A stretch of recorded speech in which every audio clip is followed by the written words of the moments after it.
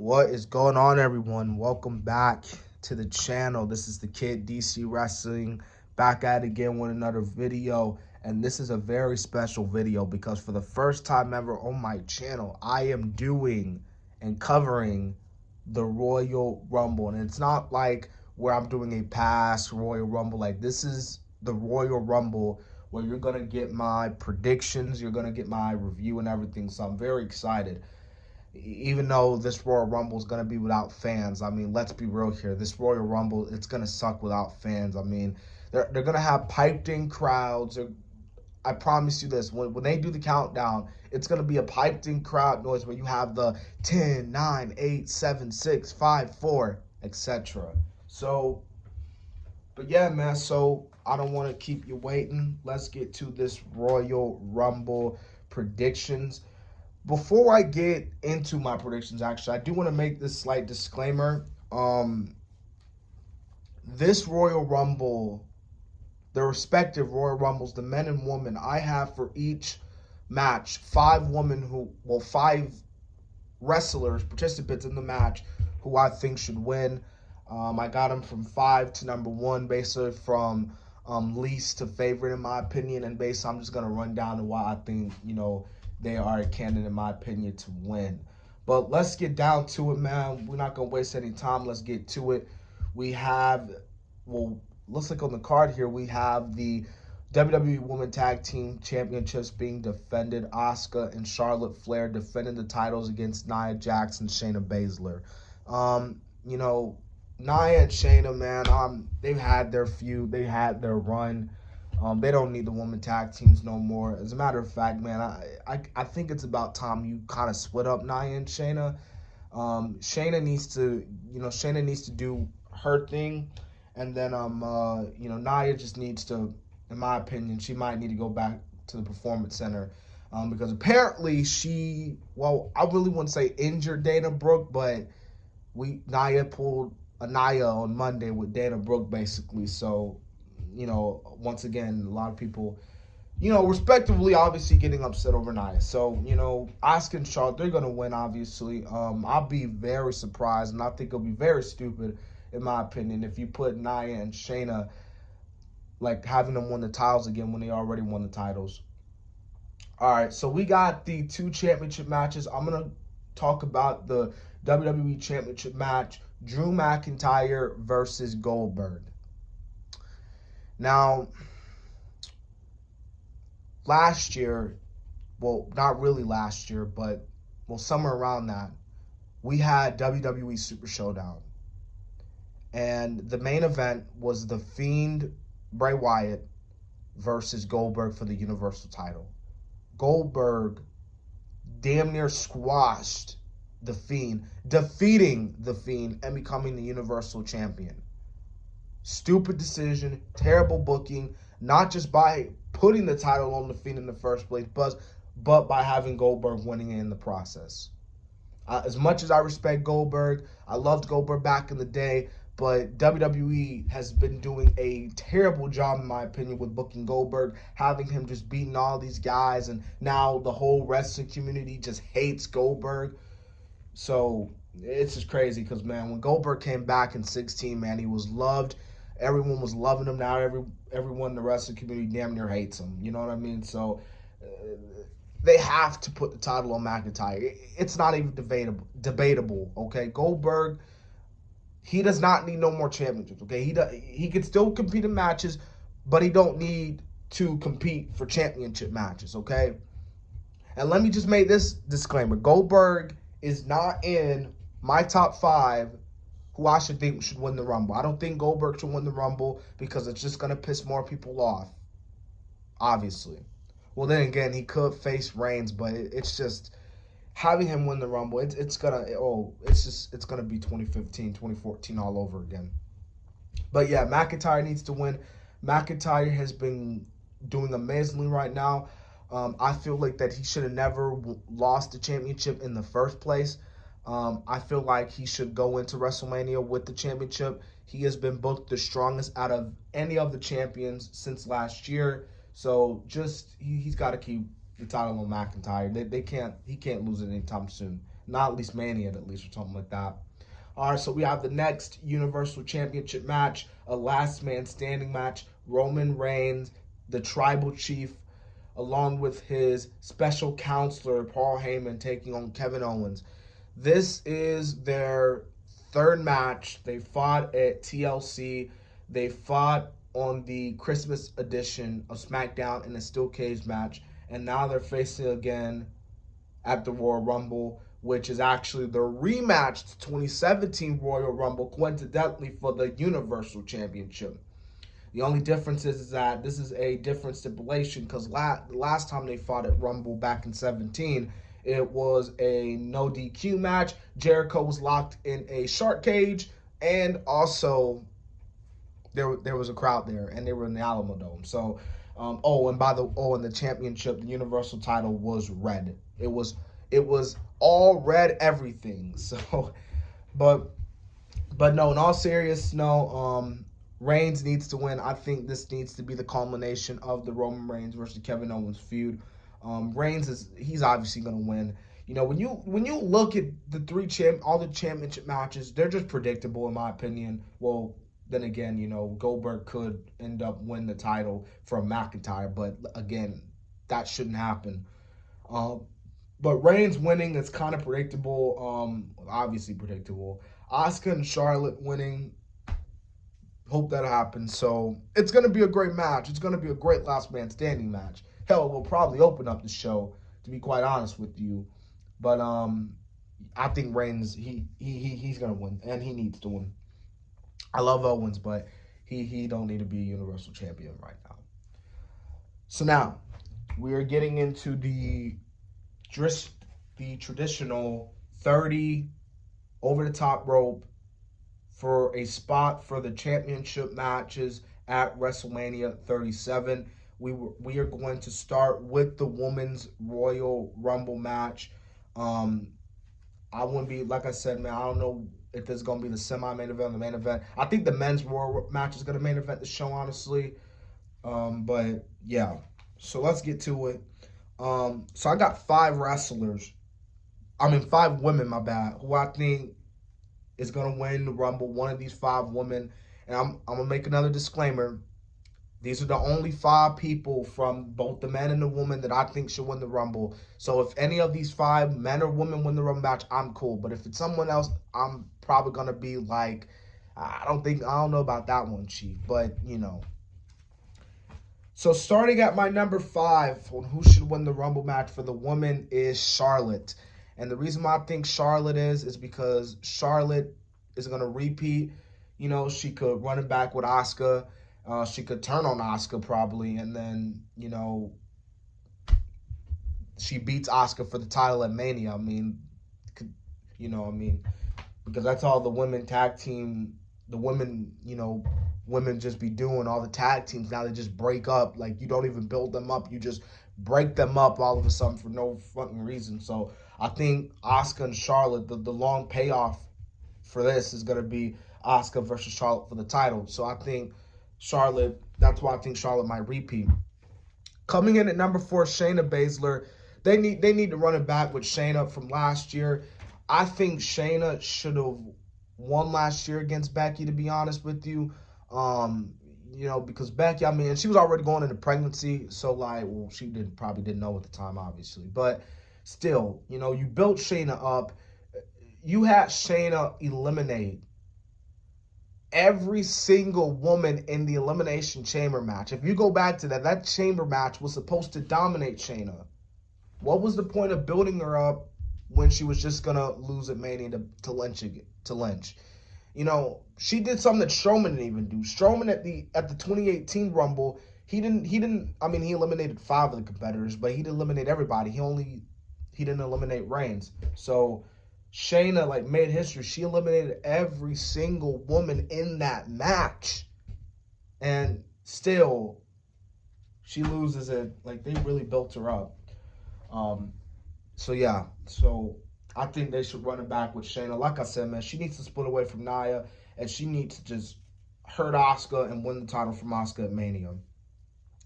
Coming in at number 3, Rhea Ripley. I think Rhea Ripley has been amazing on NXT. She has been she's one of my favorite stars in the women's division as a whole. Raw, SmackDown, NXT UK combined. She is amazing. I love Rhea Ripley. I think she is the future, and I think this would be a great spot for her. If Charlotte was the champion, it would be really cool to see her go after Charlotte because they could again run it back from last year, and the story would be told right because Rhea lost to Charlotte last year. But it'll just be a nice little way for Rhea to get that introduction. They start building Rhea up, and then she gets. I wouldn't say she gets the win. Well, hopefully she gets the win. But like I said, that's obviously why she's at my number 3 and not ranked higher. Coming in at my number 2 for the women is Alexa Bliss. Alexa Bliss has been killing it with the Fiend gimmick. She's been doing a great job. Amazing. Alexa Bliss is just proving why she belongs here in the WWE. I kind of find it crazy that there's actually people out there that actually think Alexa Bliss can't act. Like, I really find that quite funny. Like, she has shown that she can go, you know what I mean? And Alexa Bliss is one, like I said, man, she's just really good at what she does. She's a, pretty good, decent actor. I know a lot of people wanted Liv Morgan to be the one to be Harley Quinn. And don't get me wrong, I was one of those people, but you know what? I gave Alexa Bliss a chance, and I'm kind of glad that I did give her a chance because she's really killing it right now. That's why she's at my number 2 because I could see her, doing some supernatural crazy shit in the match and then winning the Rumble match and then challenging Asuka again. Coming in at my number 1 though, the number 1 woman who I think should win the Rumble is Bianca Belair. Bianca Belair has been killing it. Okay, despite the one loss to Bayley, but that didn't really bury her. A lot of people were saying, "Oh, Bianca got buried because she lost to Bayley." It's like, no, she didn't.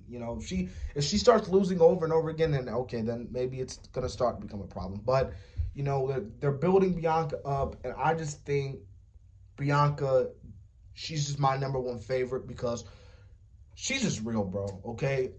Her and Sasha, you can't lie to me and say that's not a WrestleMania build. And not WrestleMania, then at least a SummerSlam, at least a SummerSlam build. That's a WrestleMania, SummerSlam, build, you know what I mean? And Sasha, you wanna see Sasha bang feud with Carmella? Well, she's decent. Like, I kind of like what she's doing now as a heel, actually. But do you really want to see Carmella versus Sasha at Mania, or do you want Bianca versus Sasha? Imagine the promo battles between the two. They'll be, come on, people, come on. You know what I mean? Or do you want to see Bayley versus Sasha again? Well, I wouldn't mind it, but I feel like they played that story. So yeah, man. So Bianca at number 1. All right, so now we've gotten to the men's Royal Rumble match. Over the past few years in the Rumble match, the Rumble matches have been slightly predictable to predictable. And what I mean by is that usually around this time, WWE will build up one main guy that he's going to win. They did it with Cena. They did it with McIntyre last year, actually. They just did it. What I love about the Rumble match is that it's unpredictable, that anyone can win it. And what I love about this year's Rumble match is that there is multiple guys that many people think should win.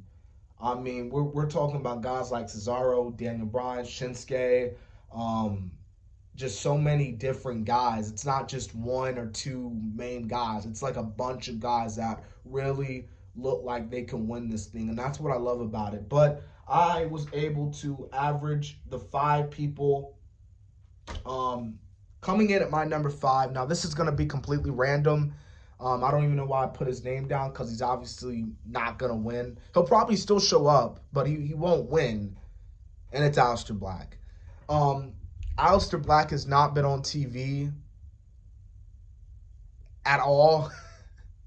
Like, ever since Zelina got released, poor Aleister, he has not been, they have been saying that they want to plan his big return or something like that. That's why I was like, he could be a candidate to win the Rumble because that could be his big return and he could win.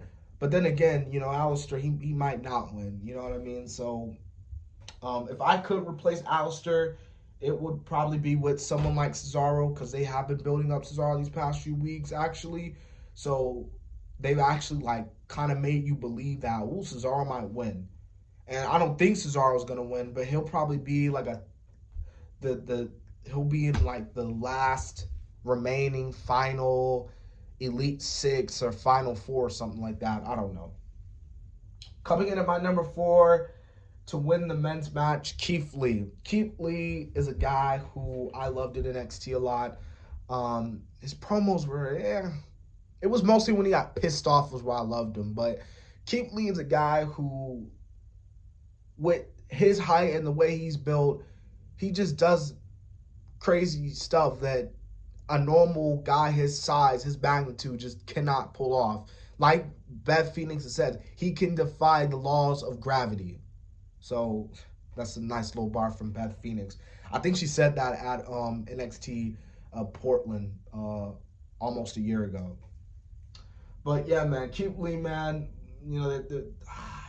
it's been up and down with Keith Lee. It's like they're gonna push him one moment and then he's back down the drain in the one moment. He debuted with terrible music, not his fault and not Vince's fault. Remember how everybody was talking about how, why would Vince change his theme song? That was the whole music department. They didn't have no relationship no more, and Keith Lee had no choice but to change the theme song. Sucks. But anyways, I just think Keith Lee, man, it would be nice to see someone like Keith Lee get an opportunity. I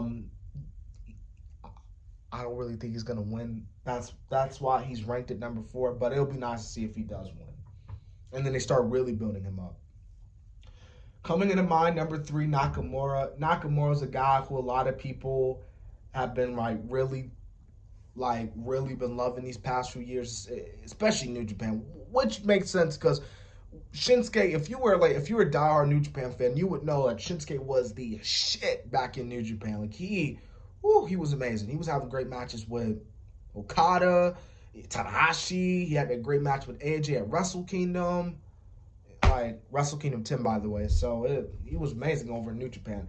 And when he came over to WWE, people were saying he was one of the big signings. I'm like, man, that's amazing for him. But then he comes on the main roster, and then it looks like they're gonna build him up, and then he loses at SummerSlam to Mahal, and then he loses again, and then they turn him heel, which didn't do nothing, but yeah. But now, he could win, go after Roman, talk about, hey, Roman, like, hey, I won the gauntlet match, basically. I won it, not Pierce, you and me, Mania. Coming in my number 2, Daniel Bryan. Daniel Bryan is about to be a part-timer. I believe after WrestleMania, he's going to really transition.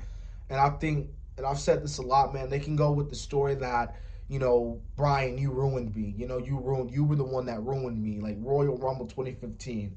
But then again, it would make sense if Bryan faced Roman at at the Royal Rumble instead of Mania. But still, he's still a favorite, and I love Daniel Bryan, and it's just one of those things where it would be cool to see him win a Rumble match because, who knows? That would be pretty cool. Coming in at my number 1 is a guy who made his return this past week.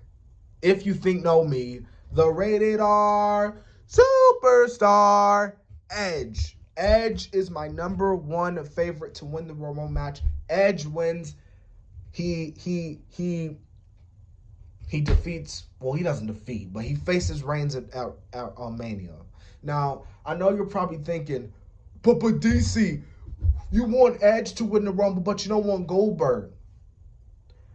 They've taken Goldberg and they have just ruined him. They've ruined him.